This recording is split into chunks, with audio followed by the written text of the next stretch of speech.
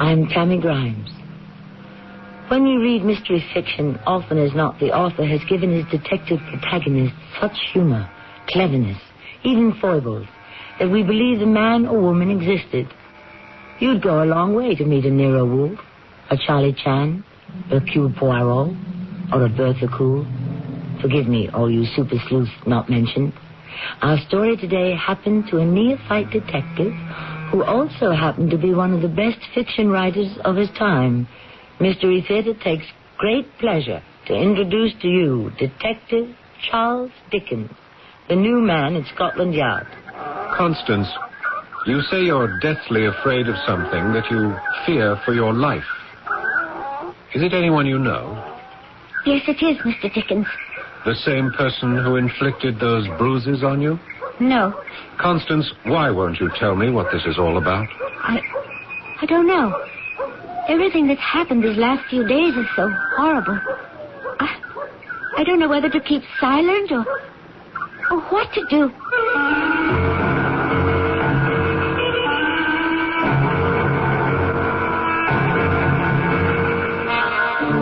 Our mystery drama, The New Man at the Yard, was based on the true history of Scotland Yard and was written especially for the Mystery Theater by G. Frederick Lewis and stars Paul Hecht.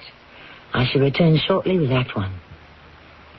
Maybe you've waited all spring for just the right weather to paint your house. Well, now that it's here, True Value hardware stores have just the right prices on quality True Test paints. Hi, Pat Summerall to say you can get True Test Weatherall flat exterior latex for just $11.98 a gallon. And Woodsman semi-transparent oil stain and wood preservative is now just $10.98 a gallon during National True Test Spring Paint Week until June 6th, exclusively at participating True Value hardware stores and home centers, where you'll find values in every department. Weekdays on CBS Television. Watch your favorite daytime dramas. Follow the continuing story of people locked in a struggle of passion, right and wrong, coming face to face with themselves and their desires on The Young and the Restless. Then, it's drama you'll never forget as intrigue, triumph, and tragedy take center stage on As the World Turns. Don't miss The Young and the Restless and As the World Turns, weekdays on CBS Television. Check your local listings for the time. I'm Beverly Sills. You know, just living has taught me to appreciate the value of every baby's life and its potential talent. There have been many writers, painters, and musicians who have shown us all what the struggle over handicaps is like. I've seen similar triumphs through the March of Dimes. As National Chairman for the Mother's March on Birth Defects, I ask you to volunteer for the Mother's March this year. The March of Dimes saves babies. You can help. Please. This is Gene King for your Better Business Bureau. If you receive merchandise in the mail that you didn't order, then you can keep it and consider it as a free gift. Under the law, you don't have to pay for it, and it's illegal for the company to bill you.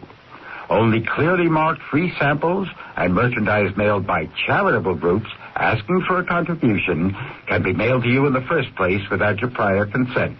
And even in these cases, you can consider the merchandise as a gift. A tip from your Better Business Bureau.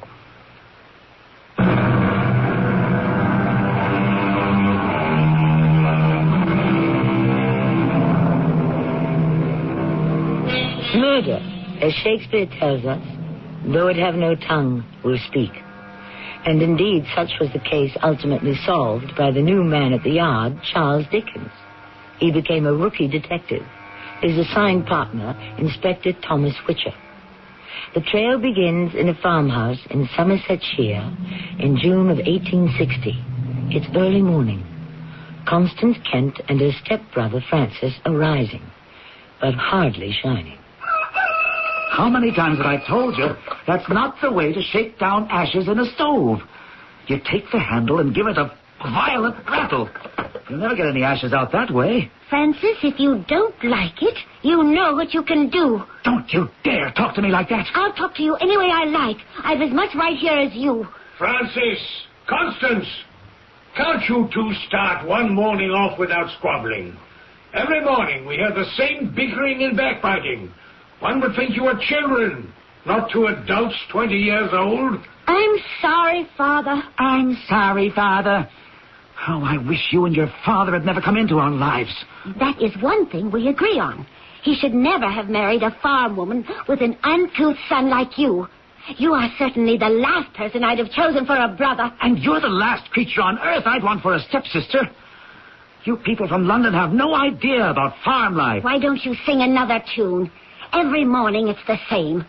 Oh, I wish I didn't have to do the farm duties with such an unpleasant, nasty boy. Boy! Get out of my way, creature! I will move when I choose to move. Stand away from that door, or I'll take a hand to you. Oh, you do that, Francis, and you'll get this broom right across your face. We'll soon see about that. This is my farm, my home. I was born here. My mother and father and their parents before them owned this farm.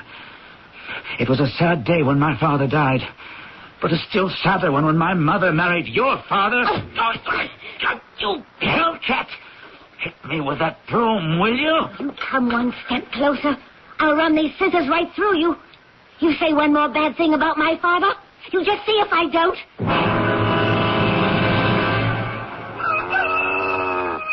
Come along, Sally. Come along, Neil. Into the barn with you. Francis. Constance. Where are you? Why weren't the cows brought in from pasture this evening? Constance. Lord in heaven. What happened to your face? I'm all right, Father. Well, I've been worried about you all day. You didn't come back to the house. You didn't make breakfast. Look at you. What happened? Where's Francis? I don't know. Well, how can you not know? Didn't you go out to the barn together this morning? Father, please, help me to the house. Where is he? I don't know. I milked both cows, put the pails in the dairy, let the cows into the pasture. I'm sorry. Constance, you're bleeding, girl. Here, let me help you to the door. Let me look. The Michigan-based Kellogg Company is threatening to build a new... Your arms are a mass of bruises. Child, what did you do? Did you fall down from the hayloft up there? No, I'm all right now, Father. I want to know what happened to you. I fell. Yes, I fell. I must have hit my head. I feel so woozy. Constance, where have you been all day? Please, Father. I don't know what happened. Well, hold on to me, child. Now I can see your cheeks are cut. Your left eye is closed. I don't know what I'm going to tell Agatha. You can tell her. I made a mistake I won't ever make again. It was about then that I entered the case. Charles Dickens. You know my trade. Written Tale of Two Cities. Finished it last year. I was doing my usual research for a new book, Great Expectations, when I had a visitor. Friend of mine, Inspector Witcher. That's Whicher. Dropped by my flat at Great Dunstan Street and told me he could use me down at the yard. Scotland Yard, me, a policeman. I only write about them. No, said Tommy Witcher, I could use you as a detective. Come on down, and I'll explain. It's entirely a question of analysis of motives, Charles. Would the suspect have robbed or killed? Is it in his or her character to do such? Tommy, you're talking about real criminals, robbers and murderers. I only deal in fictional inventions. And what makes them sound so authentic? Your ears, your eyes, your observation. I've persuaded the chief we need new brains at the yard. Tommy, I'm in the middle of a lot of work. I'm not sure I can spare the time. I am convinced you could bring a fresh mind, a new look at the old problems because of the way you think. Charles, will you give the yard a few weeks, a month? Well, say just one case, as a favor to me. Well, as a matter of fact, I do like the idea. Visiting the scene of the crime and all that. You know, back when I started, when I was a law reporter, I always envied the men the excitement of dealing directly with crime. Is it a yes, then? A qualified yes. What do I do? Well, there's an interesting case that's been puzzling us. And even though it's in Somersetshire, out of our jurisdiction, the chief said to get cracking. Somersetshire? You're pulling my leg. That's where my house is, when I'm out of London. Oh, well, the coroner cannot decide whether the victim committed suicide or was murdered. Murder? Suicide? Up there? I know every soul in the area. It's the quietest, most out-of-the-way spot in England. It's not a coincidence. I knew you had a house there. What intrigues me, Charles, the victim might even be someone you know. A young man named Francis Kent. He was found strung up in a barn, his head bashed in. Francis, that's John Kent's stepson, Agatha's boy. I know them. I believe it is. Yes, Francis' father died last year. Cholera, a terrible thing. Then Agatha, his mother, remarried a man from London, John Kent. Yes, he thought he'd like to try country life. I don't know him very well. Has a daughter, Constance. Very pretty girl, strong, spirited. Think she was brought up in Africa. Yes, there's also a farmhand who's always worked that farm and lives nearby. What is his name? That's it. That's your first assignment. Go there, make a preliminary survey, talk to people, and report to me what you find. Right, I'll do it. Try my hand. The farmhand's name is Oliver Wattle. Wattle, that's it, yes. About 50, works all the neighborhood farms. Yes. Devil take it. I'm just beginning to realize the enormity of this thing. Agatha must be broken-hearted. Frances was all she had left. Well, the farmhand Wattle, according to the report from the local constable, has disappeared. Oliver disappeared? Vanished. Ah. That's something for you to look into. Yeah, so I'm to examine the terrain. Particularly the barn. The yard never takes anyone else's reports. Talk to everyone? Anyone. Connected with the tragedy. Stay up there as long as you have to. I'll be here at the yard. Yes. I wish it were not a family I knew so well. It should make it easier for you. They'll be candid, perhaps even truthful. We'll be looking for your report. Oh, Tommy, I'm flattered you feel I'm equal to the task. Oh, more than equal. Your eye on crime has great value because, as your own Mr. Pickwick once said, you are an observer of human nature. As I said, that was the beginning. Once in Somersetshire, I walked over to Agatha and John Kent's farm. It was the most normal thing in the world for a neighbor to come by to pay respects and offer condolences. Mr. Dickens, we're grateful. John, my sorrows go with you. I appreciate the gesture, no end, Mr. Dickens. Oh, now, if I call you John, you must call me Charles. I've known Agatha for years. How is she? Badly shaken. Yes.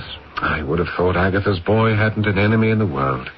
He was a very likable young man. His mother is inconsolable. Have you given up London, and are you coming back here to live? Well, John, I'll be frank with you. Scotland Yard has some doubts about this case, and, they've asked me to look into it. Oh, I didn't know you were also with the police. No, only briefly, and only recently.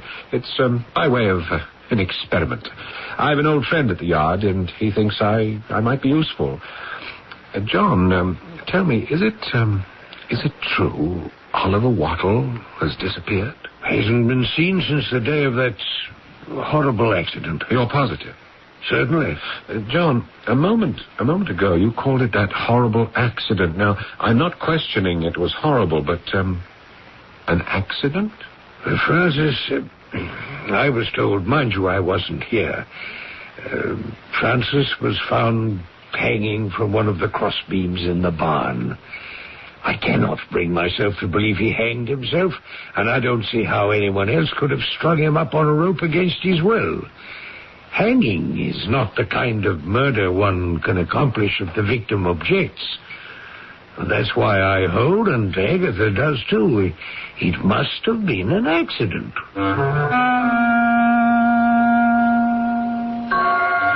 Charles Dickens is getting his first taste of investigative procedure, and he doesn't seem to be doing too badly. Murder or suicide in the 1860s was not an easy case to crack. Scotland Yard had to depend more on intuition than science or forensic medicine. Was this death intentional, or was it, as Dickens himself had written in David Copperfield, one of those accidents which will occur in the best regulated families? I shall return shortly with Act 2. You're working hard to keep on trying. You want to break, there's no denying. Just get the taste that's satisfying. Maxwell House and you get that good to the let's stop feeling. Maxwell House, only Maxwell House. A taste of feeling like no other coffee. Always good to the last drop. Maxwell House. It's a season people caring, helping others, time for sharing. Everyone's warming up with the taste of a Maxwell House. People that you come to count on, friendships that are true. Spend some time with friends and loved ones. Maxwell House and you get that good to the last drop feeling. With Maxwell House, only Maxwell House gives you good to the last drop feeling. Maxwell House. Share the feelings of the season with the warmth of the coffee that's always good to the last drop. Get that good to the last drop feeling. Maxwell House.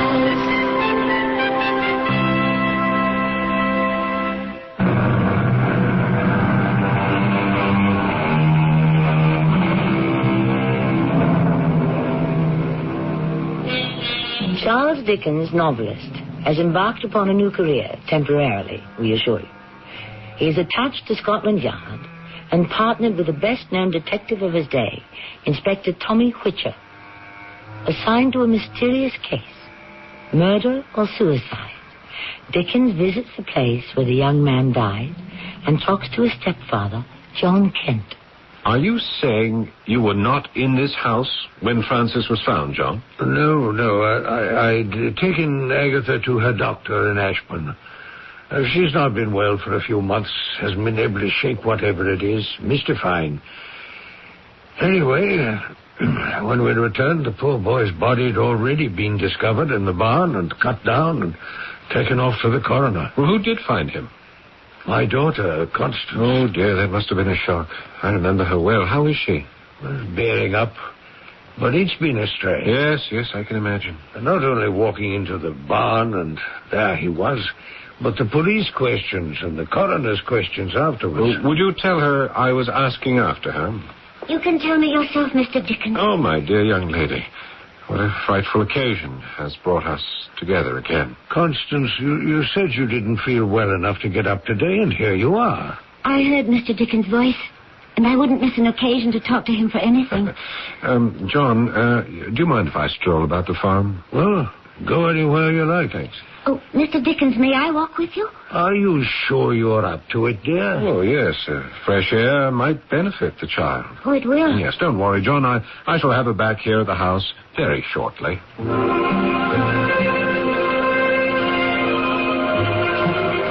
Mr. Dickens, you cannot know how glad I am to see you. I fear for my life on this farm. You are exaggerating, aren't you, my dear? Just a bit. Look at me. You were kind and gentlemanly enough not to ask what these bruises are on my face, these bandages on my arms. Well, it wouldn't occur to me to intrude. I have to tell someone. I haven't told the police. Why? Why on earth not? It would make everything so much more complicated. Constance, you say you're deathly afraid. Is it someone you know? Yes. The same person who inflicted those marks on you? No. Do you mind if I step inside the barn and have a look around? No, go ahead. But do you... No, of course, I understand. Indelicate of me. It was you who found Frances in there.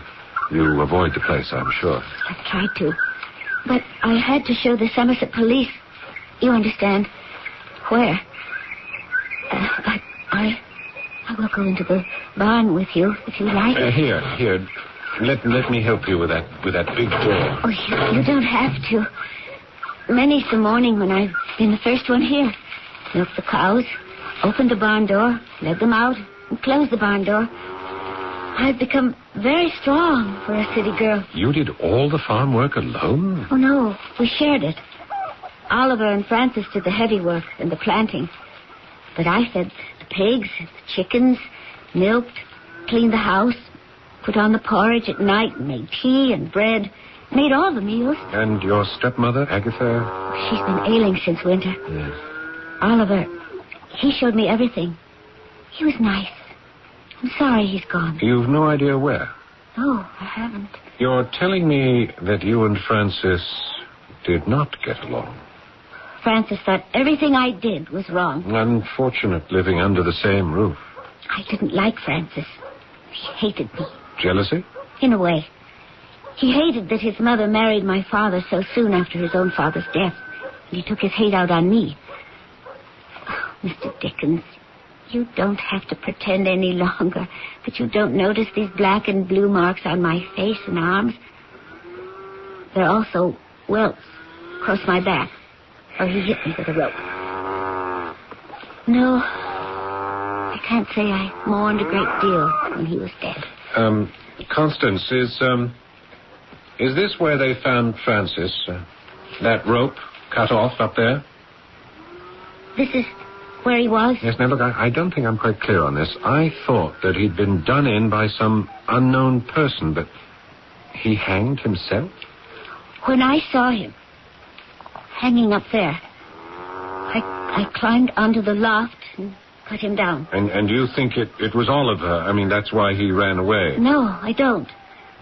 Oh, not that he had much use for Francis. He knew him for a long time.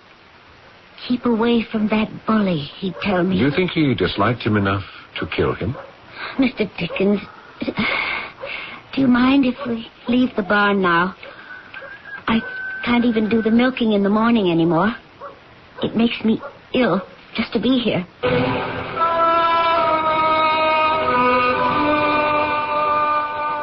So it's your view, Charles, the finger does not point directly at any one person? No, Tommy. No, not yet, anyway. I told you about the young man's treatment of the girl, so it is possible that someone, let's say a friend, knew of this and strung him up. But how it was done, no, I wouldn't venture to say. I questioned everyone I could find who knew Francis, except Agatha, his mother. Well, we'll have to do that. Yeah, but she was too wrought up to talk, even though I've known her for years. No, Tommy, my suspicions this far rest upon Oliver Wattle. I agree. He certainly had a hand in it. So you rule out accidental death? Not possible. Then why doesn't their coroner make a determination? Well, I don't know. I'm going back Monday. I'll have a talk with him. He's been ill. Now, are you allowing me to continue on this case alone? You're making progress. The department will be satisfied. Why do you ask? Well, from my point of view, I'd feel more valuable if I could be 2 steps behind an expert, rather than falling over my own feet. Well, good enough. My desk can be cleared. We'll tackle this one together. Monday, the Somersetshire coroner.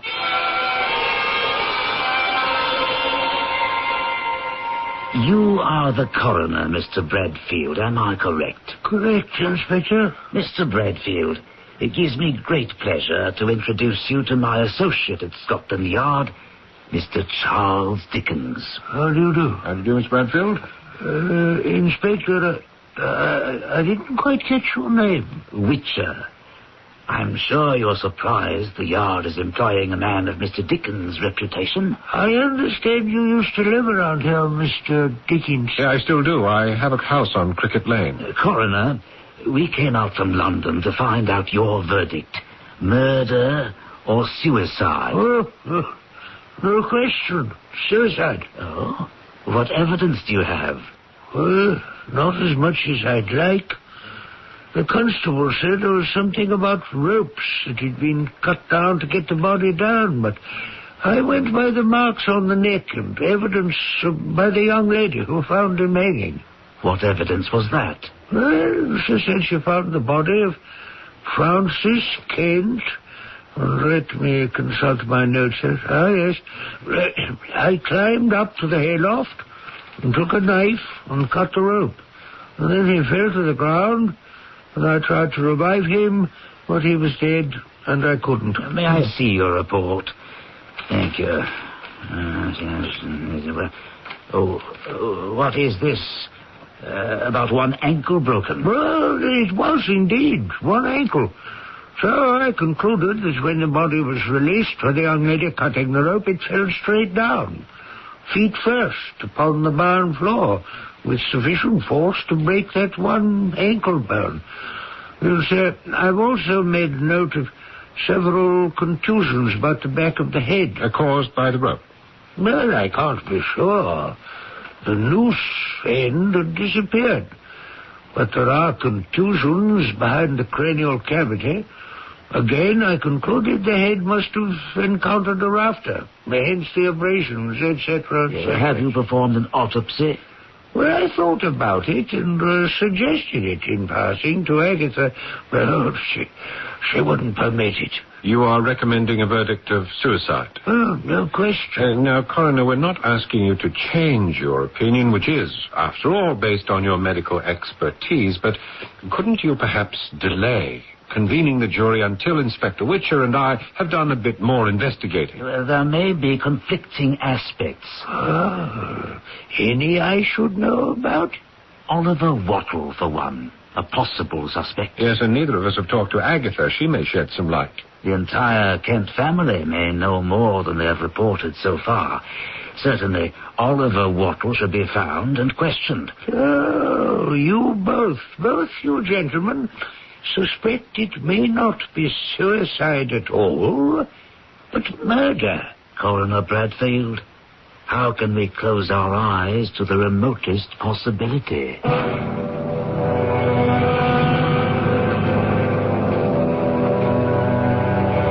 Inspector, Charles, I've prevailed upon Agatha to join us. I hope you'll be careful in what you say. Have no worries.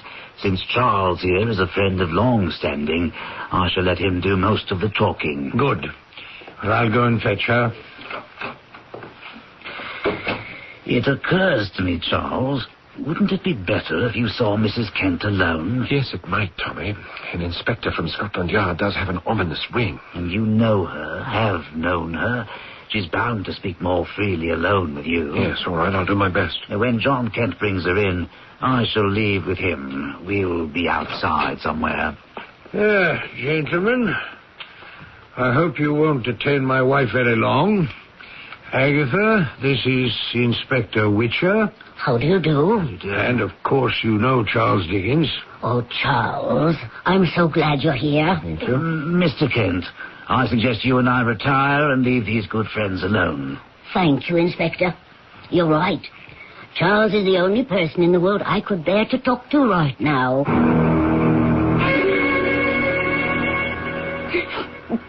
I had such great expectations for my Francis.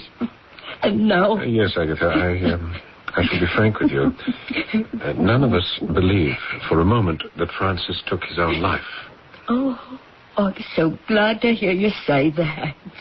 Someone must have had a hand in it, and we have every intention of finding that someone. Who he is, we still don't know. We haven't a shred of evidence. But there is one person, Agatha, whose actions and motives we cannot account for, and that is Oliver Wattle. Oh, poor Oliver. The poor dear. Now, why do you say that? Because he came to me and asked me to hide him. And did you? Oh, naturally. Now, Agatha, I know you are a warm-hearted person and that Oliver has worked this farm even before I came to live in Somersetshire. Now, that was years ago. But hiding a man in a situation like this, to me, it's extraordinary you do that much for someone who, at best, is only a fine farmhand. Oliver is more than that, dear Charles. He is my own brother. Oliver Wattle? So, of course, when he begged me to hide him, I did. A strange development here in Somersetshire, and still stranger characters. One man dead, another disappeared, a widower married to a widow, a frightened daughter, a Scotland Yard inspector, and finally, the greatest writer of the age, turned sleuth, Charles Dickens. The conclusion when I join you shortly with Act 3.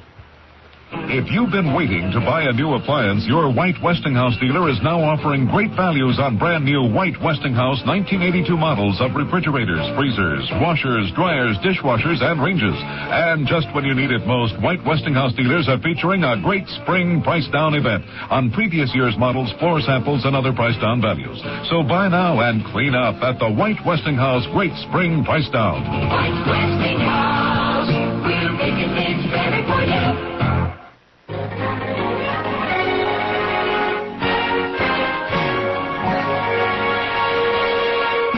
Your Detroit area Cadillac dealers are issuing an invitation. An invitation not just for Cadillac owners, but for owners of Chevrolets, Pontiacs, Oldsmobiles, and Buicks as well. It's an invitation to take advantage of Cadillac service on any General Motors car. Cadillac service. It's attention to detail. It's a degree of respect that you as a customer may never have encountered before. Cadillac service is as close as your nearest Detroit area Cadillac dealer, and it's available for all GM cars. You'll find that your Cadillac dealer service department is no more expensive than service at an ordinary service facility. Accept this invitation. Find out what it's like to be treated like a Cadillac owner, even if you drive something else. You'll find our service is like our car. Best of all, it's a Cadillac.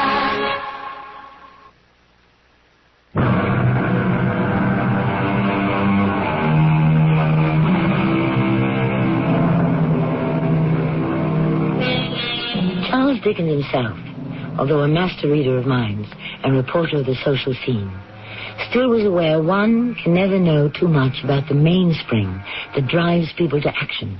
In detective terms, the motive. So he has agreed to become an operative of Scotland Yard. But now, it is not as an investigator, but as a family friend that he talks with Agatha Kent about the untimely death of her son. Agatha, when did you last see your brother and Oliver? The day they found Francis. That very day? Everyone had gone into town with the constable. I couldn't go.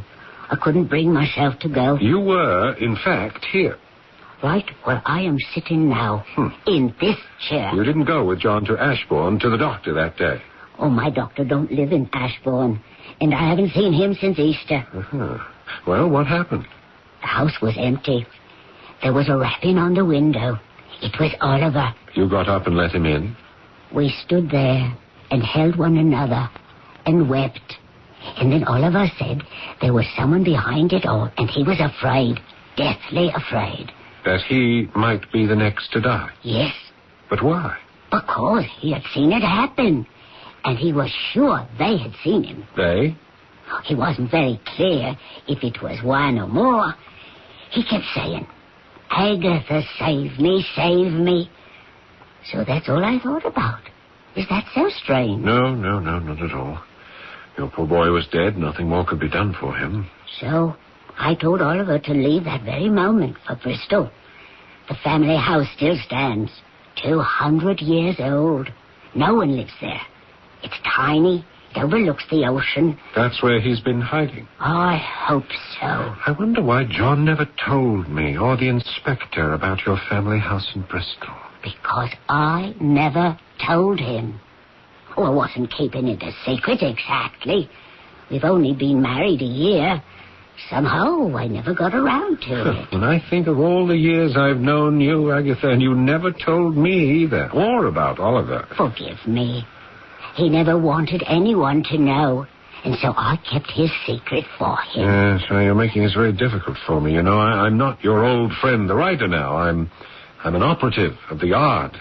How can I keep this information from them?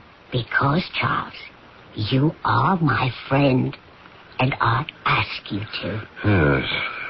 Well, we must find him and ask him what he knows about Francis's death. Now that I know he's in Bristol, you might as well tell us exactly where. If he's done nothing wrong, then what does he have to fear? We'll protect him. You're right. Let me send him a letter and tell him to come back immediately. Yes, well, now I'm tiring you, Agatha. I'm sure I'll go. Now, you send that letter today, and we'll talk again. I've opened my house on Cricket Lane so that Inspector Witcher and I both have a place to stay until this case is solved.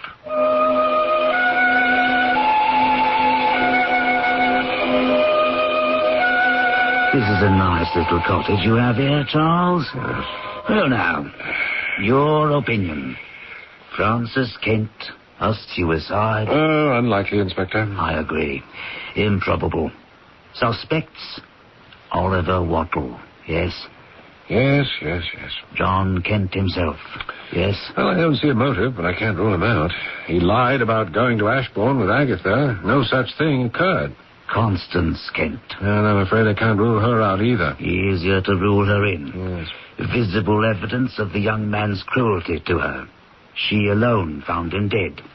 Cut him down, and either carelessness or intent so disfigured the corpse we don't know exactly how he died. Well, I wouldn't say that, but I would say she was on hand when the noose end of the rope disappeared.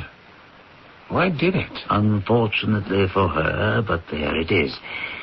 Have to go forward tomorrow morning. Forward? To do what? You and I will be at the Kent's house early in the morning to arrest Miss Constance on suspicion of murder.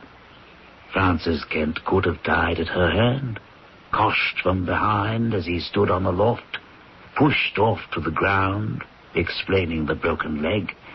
Then all she had to do was sling a rope across the rafters and cut it off, making it appear she had cut him down. He never hanged from the neck, and the coroner himself couldn't prove it. Yes, well, it's all possible the way you analyze it, but it's hard to believe. I mean, suppose, Tommy, Oliver Wattle were located or came back. I believe he knew something or saw something. I agree.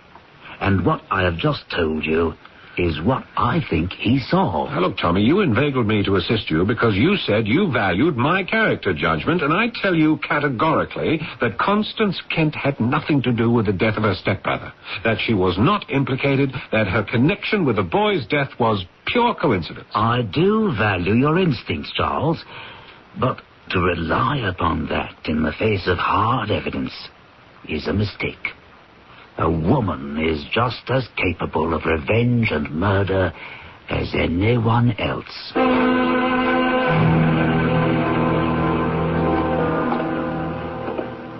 Constance, is that you? Yes, Father? Oh, what are you doing sitting down here in the dark at 2 o'clock in the morning? I couldn't sleep. What's being down here looking into the fire? That's not going to help. I like it here. I might as well stir it up then. It'll go out at this rate. Father, don't. Put the poker down, please. What in heaven's name is the matter? Why are you backing away from me? Don't stir the fire. Put the poker down, will you? Please, put it down. 2 in the morning. Such goings on. Oh, please. All right. I don't understand you. Constance? Yes? Walk over here. Come back to the fire. You won't pick up the poker again? Are you afraid of me?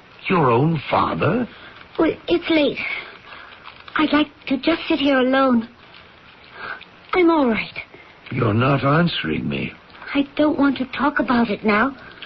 You know I would never do anything to hurt you in the slightest way. You must know that. Yes, Father. All right, so long as you know that.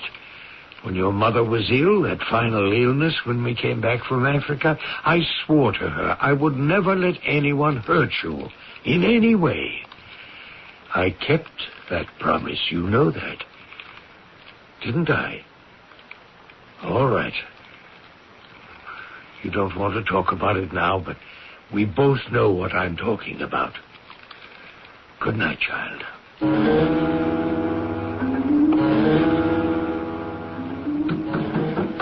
Who's there? Who's at the window? Oliver, what are you doing out there? It's 4 in the morning. I'm climbing into the house. through the window. Everyone asleep? You still have a nice fire going. Let me get to it and warm myself. Oliver, why are you here? Why that tone of voice, Constance? I'm your friend. I always was. I'm afraid of you, Oliver. No, you're not. You're afraid of what I know and what I saw. But I went away, didn't I? So that no one could ask me questions. Is that why you went away? Where did you learn how to do it, huh? How could a young, pure girl like you do such a thing? It was like trapping a wild animal. Yeah, but then I remembered my sister telling me where you and your father came from. Your sister? Yeah, I don't mind if anyone knows now. Agatha. Yes, it was Africa, wasn't it, where you lived before you came to London? She told me Africa. That's where they do those things, isn't it? What did you come here for? What are you going to do? Nothing. But I wanted you to know. I saw what happened. I don't blame you. Francis was wicked. But I was right there in the barn that night. I saw him step on the trap. Isn't that what they call it in Africa, where they catch tigers by the legs? I saw him swung off his feet, his head bouncing like a cockle shell off the beam. And that was it. There he hung from his foot like a dead animal. And then you came in. But the job was done. You had a lantern. You cut him down. And you took the rope from his foot. He's probably still somewhere under the hay. Why did you come back? Are you going to tell the police what you saw? I haven't made up my mind. I was the boy's uncle. His mother never knew the sort he was, but I did. As a child, he would crush insects, frogs, anything smaller than he was. Well, good night, Constance. I'll leave the way I came. You have nothing to say? I can't say anything, Oliver. Nothing? Not one word? I'm guilty. I'm innocent. I could never tell anyone what I know.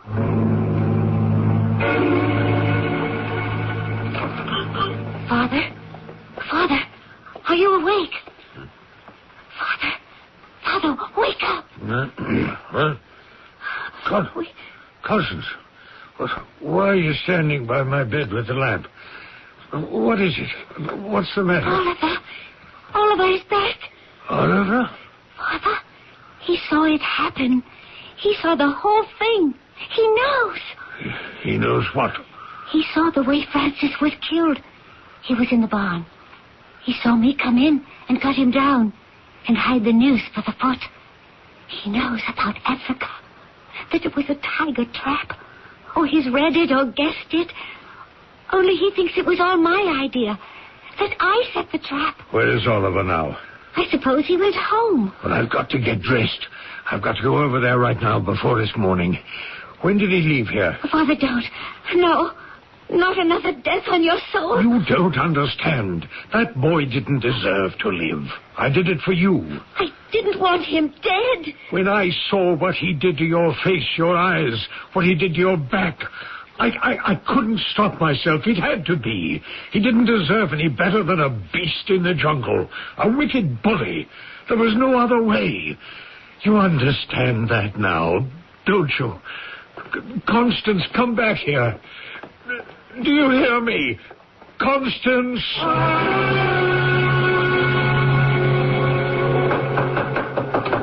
All right, I'm coming. Constance, what are you doing here so early in the morning? Oh, Mr. Dickens, you've got to come quickly. The inspector, too. What is it, child? He's going to kill Oliver. We must stop him. It's my father. He doesn't know what he's doing. He thought he was protecting me. Oh, please come. Inspector Witcher, please come down. The inspector's not here. Don't you understand? My father's gone off his head. He doesn't know what he's doing. Constance, please. I want you to calm yourself right now, this instant. Now, your father is all right. He can't do any harm to anybody. I don't understand. Constance, do you remember about 4 o'clock this morning when Oliver went into your window? Your stepmother Agatha got word to him and made him come back. While he was talking to you, I was outside that open window listening. And when Oliver left, I followed him. Then you heard him say that I set the trap. Yes, but I didn't believe that. No, when I got here, I told Inspector Witcher that John Kent was on his way to stop Oliver from talking, and that there was only one reason for that. Where is he? By now? Oh, I expect your father is in custody. Well, I must go to him. He didn't mean it, any of it. Yes, Constance, I believe you. I honestly do. But whether his deed is justifiable, we shall have to let the courts decide. You knew all along who had set the trap, didn't you? Whatever I did, it was so nobody would find out. What else could I do? He did it for me. Oh, please, Mr. Dickens, take me to where he is. I want to help him now. All I can. So do I, Constance. Believe me, so do I. According to the records, John Kent pleaded guilty while of unsound mind and was remanded to St. Clair's Hospital for 5 years of treatment. John's wife, Agatha, and his daughter, Constance, stuck by him, and when he was released, John ended his days farming in Somersetshire. Charles Dickens returned to writing books, one greater than the next. I shall return in a moment. If you've been putting money aside, you're right to be concerned about inflation eroding its buying power. That's why you ought to know about Dreyfus Liquid Assets and how it can help you earn today's high money market yields without tying up your cash for months or years. Start with as little as $2,500. Make added investments as low as $100. With Dreyfus Liquid Assets, your money is yours whenever you need it. Phone for it, have it sent to your bank, or write a redemption check for cash or to pay your larger bills. You keep right on earning that high yield, compounded daily until your check clears. No penalties on interest, no sales charges, no charge for the checks. It's so simple, sensible, convenient. But find out for yourself. Call toll-free 800-228-5000 for free information and a prospectus including management fee, charges, and expenses. Read the prospectus carefully before investing or sending money. Discover how Dreyfus Liquid Assets can help you get the lion's share of today's high money market rates. 800-228-5000. Toll-free 800-228-5000.